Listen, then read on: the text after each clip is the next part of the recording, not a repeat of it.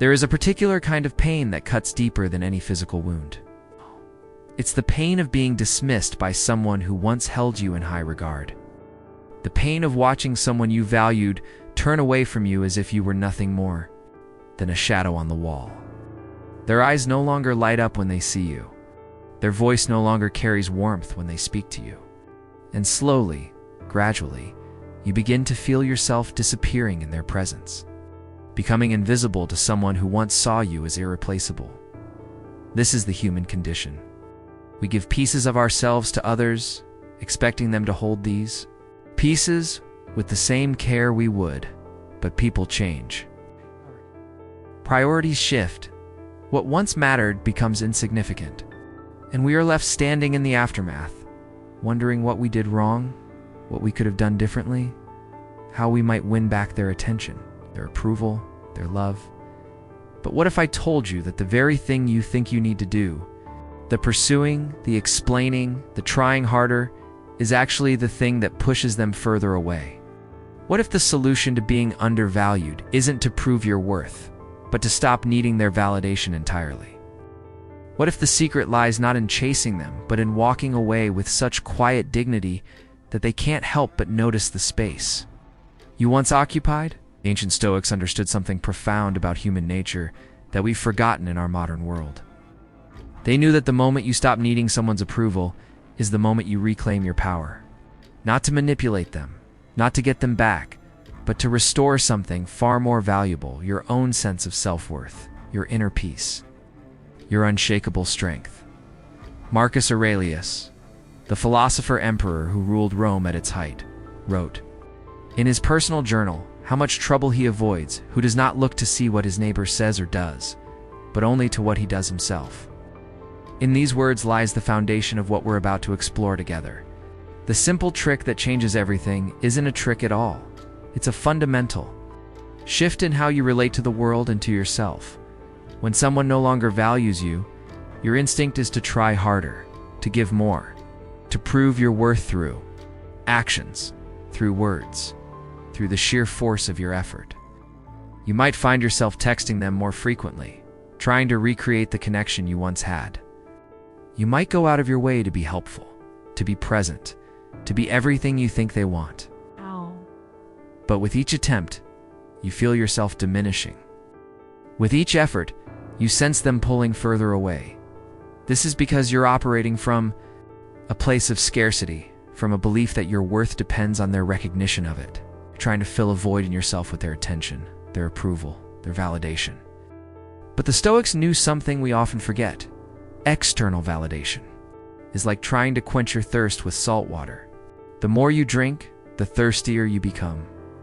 Epictetus, who spent years as a slave before becoming one of history's greatest philosophers, taught that we suffer not from the things that happen to us, but from our judgments about those things.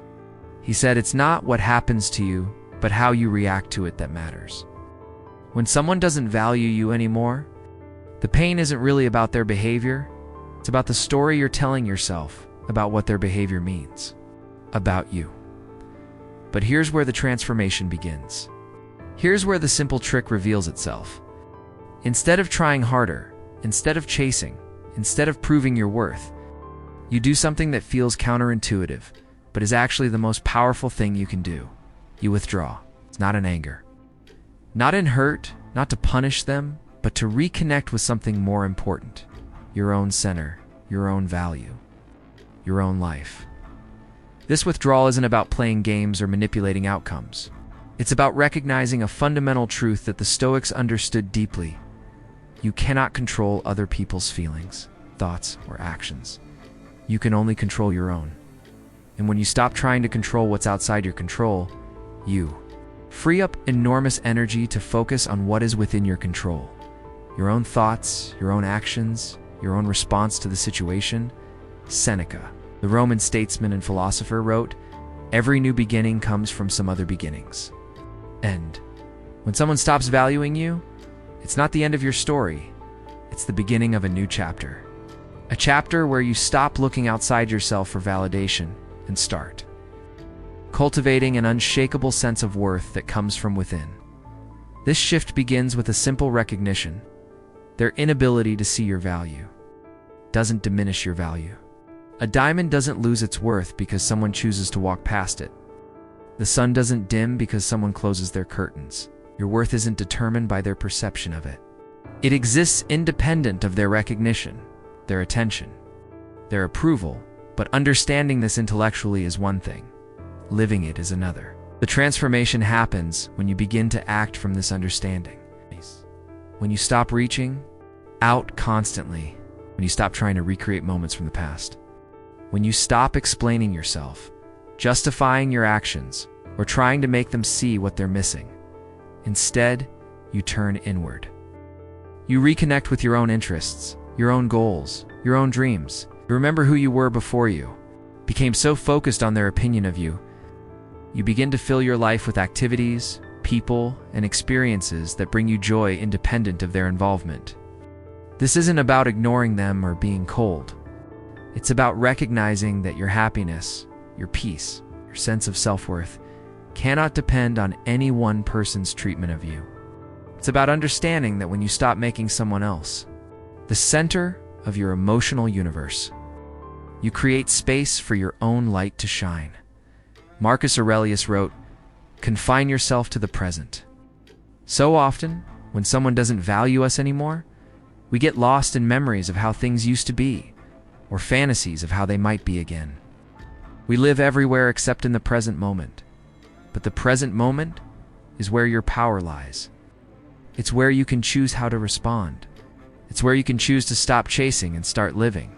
As you begin to withdraw your attention from them and redirect it toward yourself, something remarkable happens. You start to remember who you are. You start to reconnect with your own interests, your own passions, your own dreams.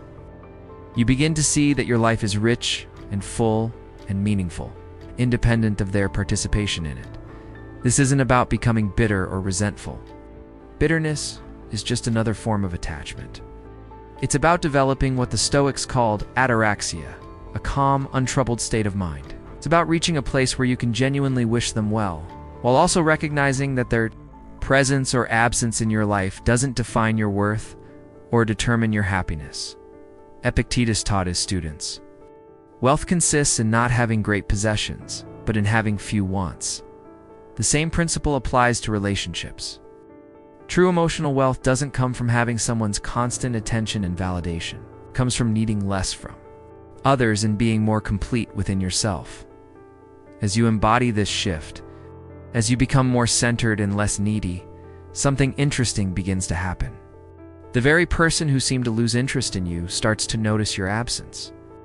Not because you're playing hard to get, but because you've genuinely become hard to get.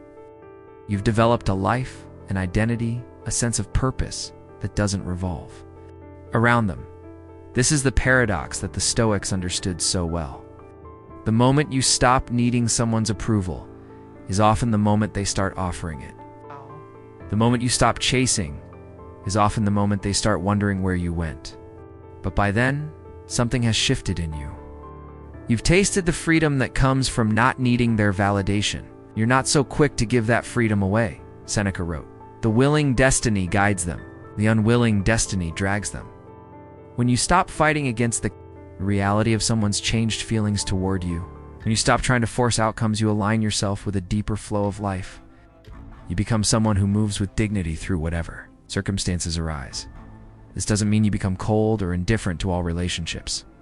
It means you develop the wisdom to know the difference between a healthy connection and an unhealthy attachment. You learn to value people without making them responsible for your happiness. You learn to love without losing yourself in the process. The transformation that happens when you truly embrace this mindset is profound. You stop walking on eggshells, worried about saying or doing the wrong thing. You stop analyzing every interaction, looking for signs of their interest or disinterest. You stop living in a constant state of anxiety about where you stand with them. Instead, you develop what Marcus Aurelius called the discipline of desire, the ability to want what you have, rather than constantly wanting what you don't have. You begin to appreciate the people in your life who do value you, who do see your worth, who do treat you with respect and kindness. You also begin to understand that someone's inability to value It often says more about them than it does about you. Perhaps they're going through their own struggles. Perhaps they're unable to appreciate what they have. Perhaps they're dealing with their own fears and insecurities. When you stop taking their behavior personally, you free yourself from the burden of trying to fix something that isn't yours to fix. This is the essence of what the Stoics called the discipline of action, focusing your energy on what you can control while accepting what you cannot. You cannot control their feelings, their thoughts, their choices, but you can control your response to their feelings, thoughts, and choices. As you embody this philosophy, you begin to move through the world with a different energy. There's a calmness about you, a confidence that comes not from external validation, but from inner strength. You're no longer desperate for anyone's approval because you've learned to approve of yourself. You're no longer afraid of being alone because you've learned to enjoy your own company. This transformation is visible too. Others, people are drawn to those who are complete within themselves, who don't need others to feel whole. The very person who once took you for granted may find themselves wondering what changed, why you seem so different, why you're no longer pursuing them with the same intensity.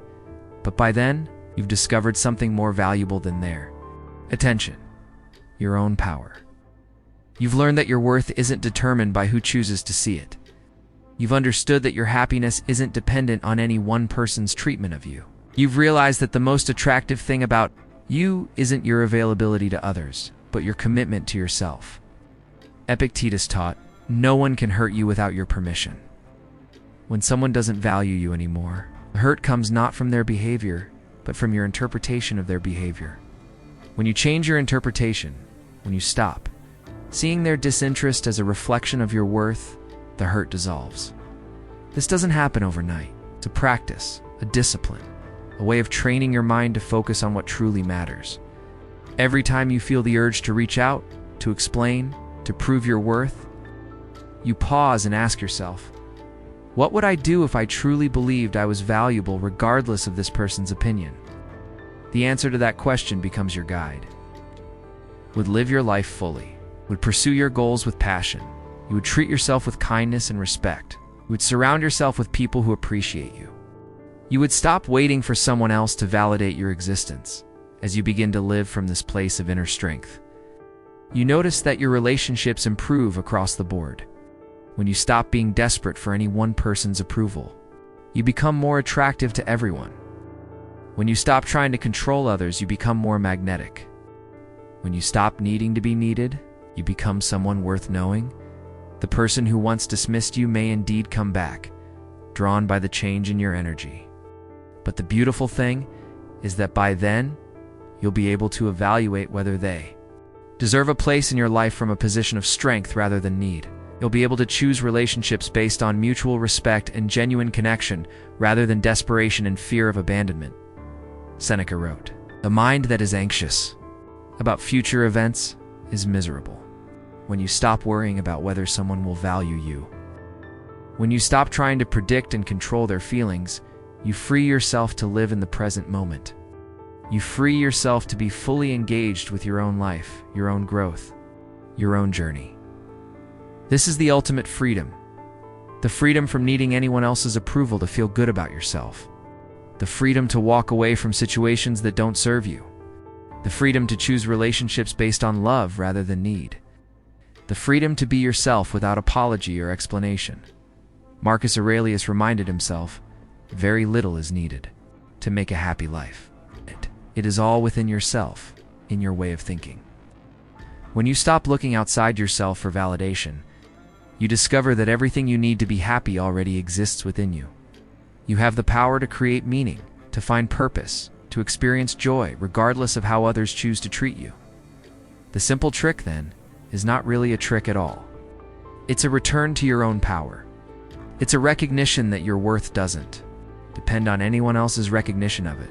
It's an understanding that the most powerful thing you can do when someone doesn't value you is to value yourself so completely that their opinion becomes irrelevant. When you embody this understanding, when you live from this place of inner strength, you become someone who is truly free. Free from the need to chase, to prove, to explain. Free to live your life on your own terms. free to choose relationships that uplift and inspire you rather than drain and diminish you. And in that freedom, you discover something remarkable, that your absence can be more powerful than your presence, that your silence can speak louder than your words, your indifference can be more moving than your passion, not because you're trying to manipulate or control, but because you've become someone who is complete within themselves. This is the secret that the Stoics understood so well.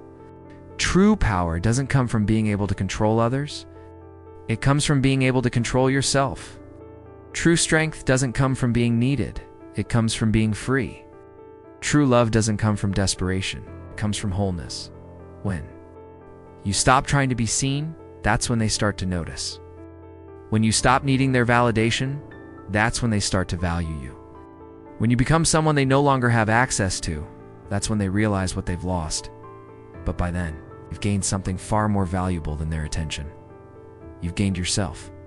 You've reclaimed your power. You've remembered who you are and what you're worth.